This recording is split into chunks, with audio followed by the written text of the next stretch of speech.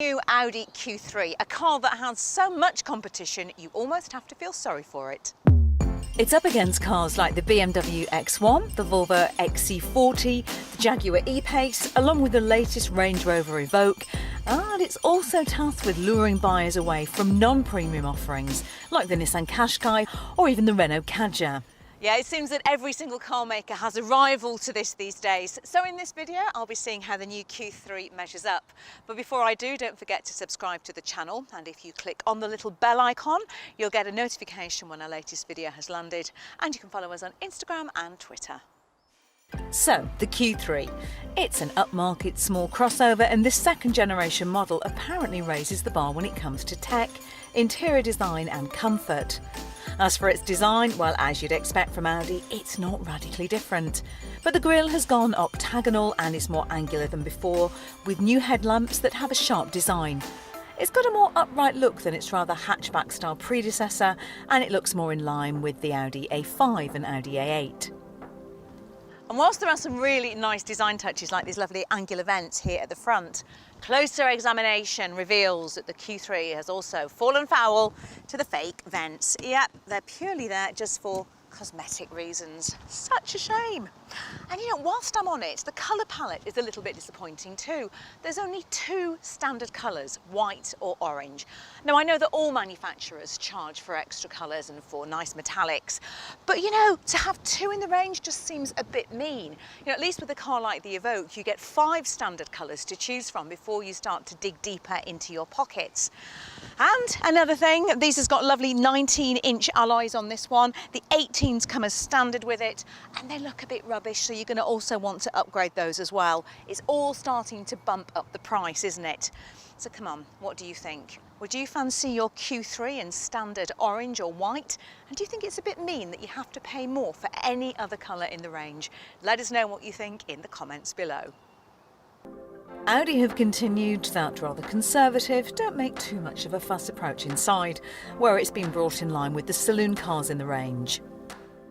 Which means that it's all about the screen time, because all models come with Audi's virtual cockpit display fitted as standard across the range, and it is a brilliant system. It's right here in front of the driver. It's a digital system.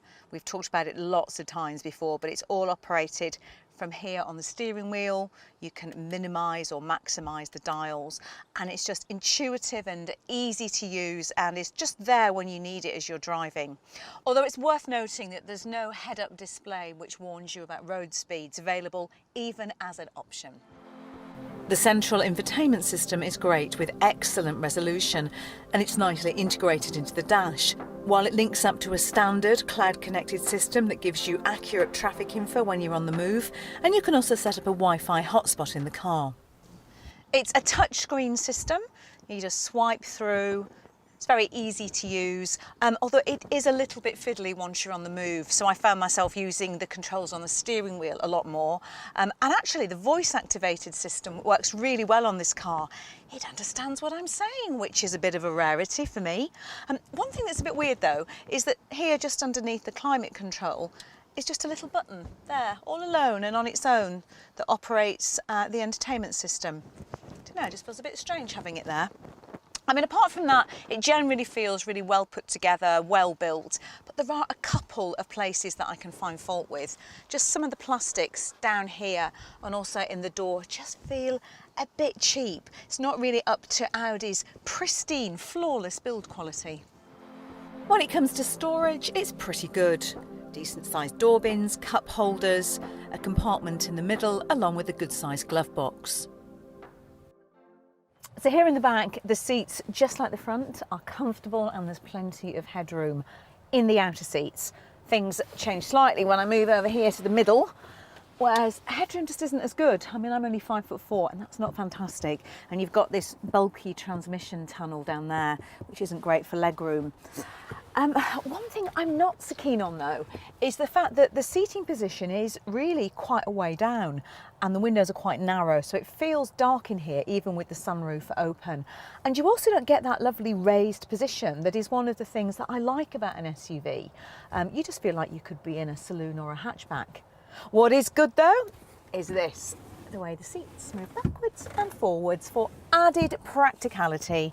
And there's also pretty good storage too. Little storage compartments down here on the side of the seats, decent sized door bins, and nets on the back of the front seats. Round at the boot, and if the rear seat is set for maximum legroom, it can trump the Volvo XC40 and the BMW X1 when it comes to space. Fold the rear seats down entirely and the Q3 offers far more than the XC40.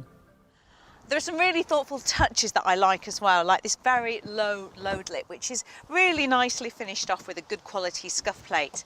I also love the way that the parcel shelf can be neatly stored under here at the bottom. Such a clever little idea.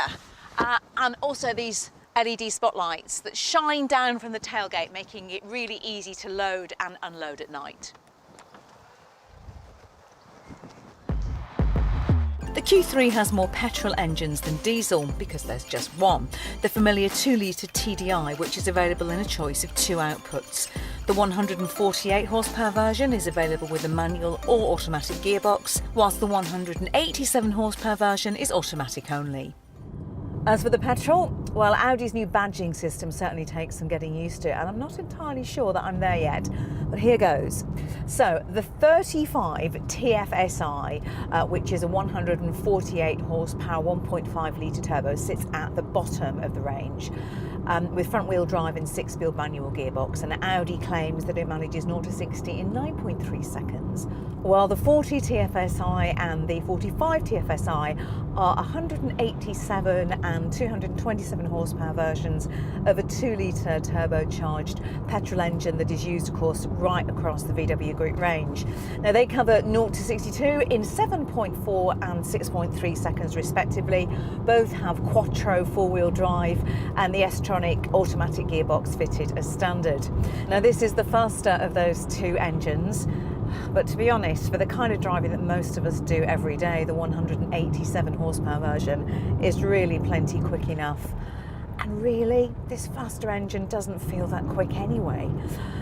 No, the Q3 is not for you if you're after driving excitement. You'll definitely get more of that in the BMW X1. But it does hold the road supremely well, really grips going into corners, and you get very little body roll.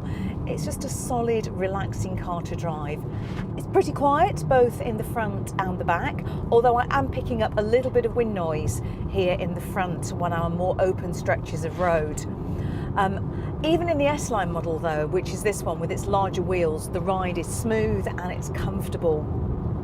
A bit of a gripe about the automatic gearbox. I think it's slightly slow to pick up.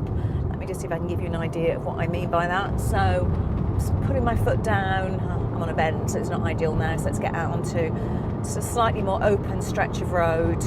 But yeah, that cornering does feel great in the corners. But if I put my foot down now, and it just isn't changing up quite quick enough. It's just a little bit too slow.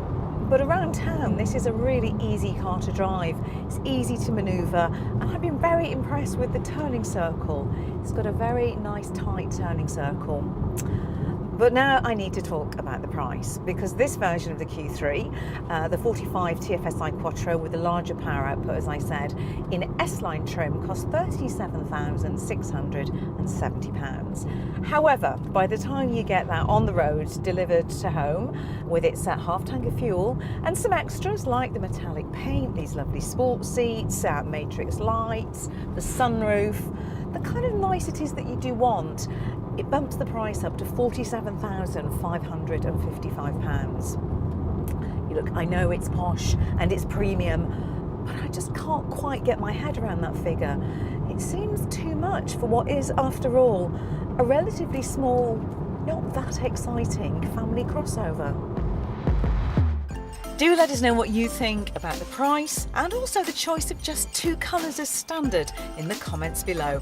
And if you've enjoyed this video, then why not check out mine and Batch's review of the brand new Range Rover Evoque.